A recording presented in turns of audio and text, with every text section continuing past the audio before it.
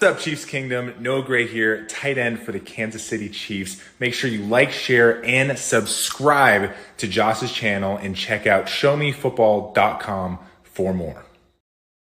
What is up, Chiefs Kingdom? Welcome back to another video on my channel. My name is Josh Fan of showmefootball.com and arrowheadaddict.com, covering your Kansas City Chiefs. And the Kansas City Chiefs just got linked to an interesting free agent on the eve of NFL free agency. I'll talk about who that is right after this.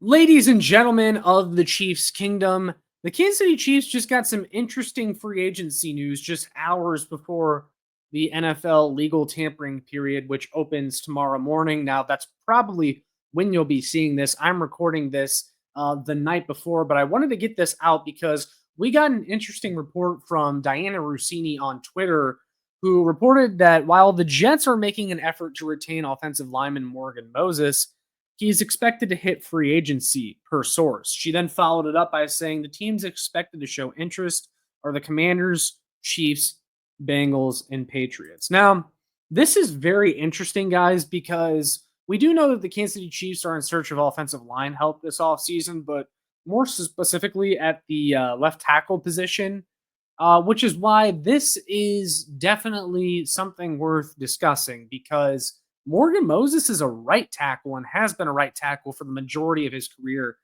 That's what he played for the New York Jets this past season. So, how does signing a right tackle help the Kansas City Chiefs, especially considering that Jawaan Taylor is going to be on this team and is going to be the starter? I mean, with that cap hit, with the amount of money that he's making, there's just no way that he's not the starter for you in 2025. So, why is Morgan Moses being connected to the Kansas City Chiefs? Why would the Chiefs be interested? Well, let's talk about it. So Morgan Moses, like I said, for the most part, a right tackle, but he does have the ability to play left tackle. He definitely has the size for it. Putting up his PFF profile, you can see 6'6", 320 pounds. He does have pretty long arms, which is what the Chiefs look for.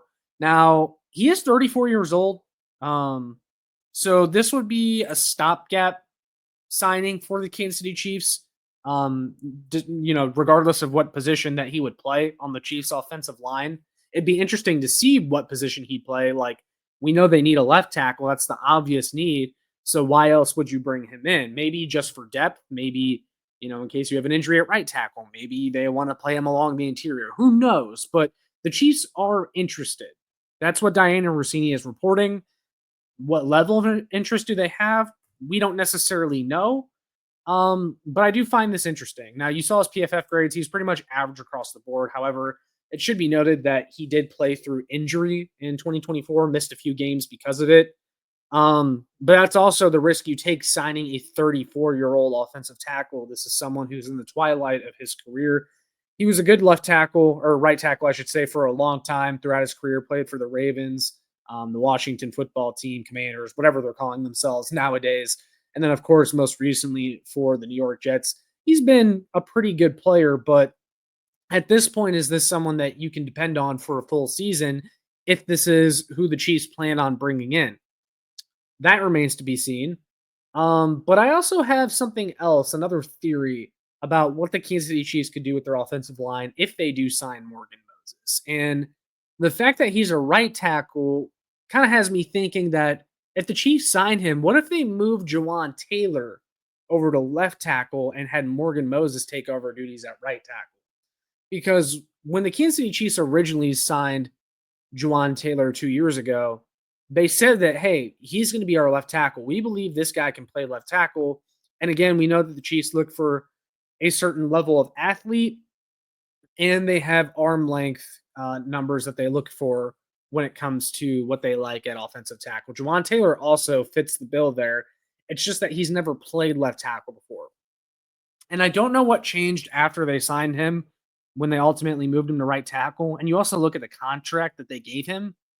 He has a left tackle contract. He's making $20 million a year. That's a lot for a right tackle.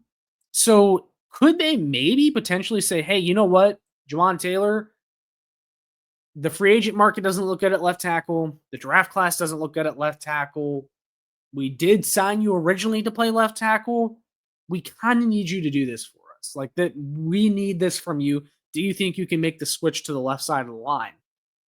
Now, if I had to put money down, I don't think that's what the Kansas City Chiefs do, but obviously they're not linked to Morgan Moses for no reason. Now, there is one other possibility here that is happening.